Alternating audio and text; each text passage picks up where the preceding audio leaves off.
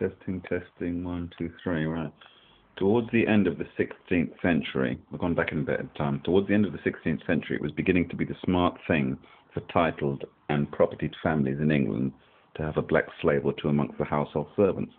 One of the first to acquire such an exotic status symbol was Lady Raleigh, wife of Sir Walter Raleigh, who figures in the history books for other innovations. You know, Sir Walter Raleigh, privateer or pirate. He went to Guyana, you know, land of many waters, and he went looking for El Dorado. Went up the Orinoco, literally. Guyana, that's where I'm from. No, not Ghana, Guyana. Anyway, her example was soon followed by the Earl of Dorset and others, but the practice was not to become general until the second half of the 17th century.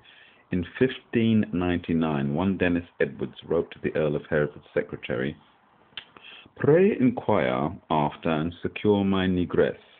She is certainly at the Swan, a Dane's beer shop, Turnbull Street, Clerkenwell."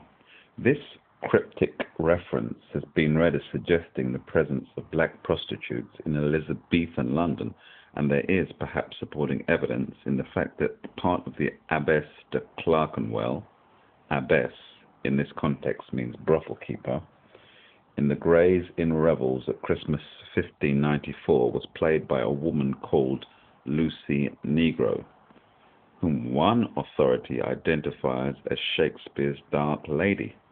Yeah. There were certainly black entertainers at court well before the turn of the century, like the little blackamoor for whom not long after 1577, blah, blah, blah, blah, blah, blah, blah, blah, blah.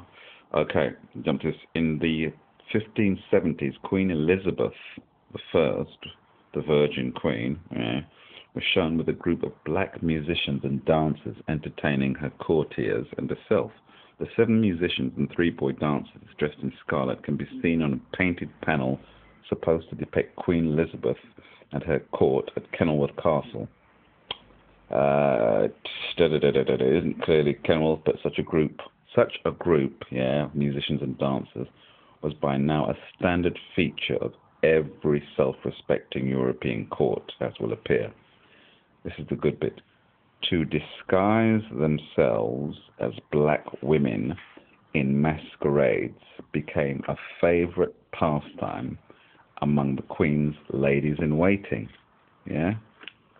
They put on black airs and graces, you know? Black affectation. It says here, the fashion continued after Elizabeth's death. Yeah? Explaining the plot of his Mask of Blackness, 1604 to 1605, written for James I's Queen, Anne, Ben Jonson, who wrote The Alchemist, Ben Jonson says of the maskers, it was Her Majesty's will to have them blackmoors at first. In the Mask of Blackness, blackmoors, because it was trendy then to pretend you were black.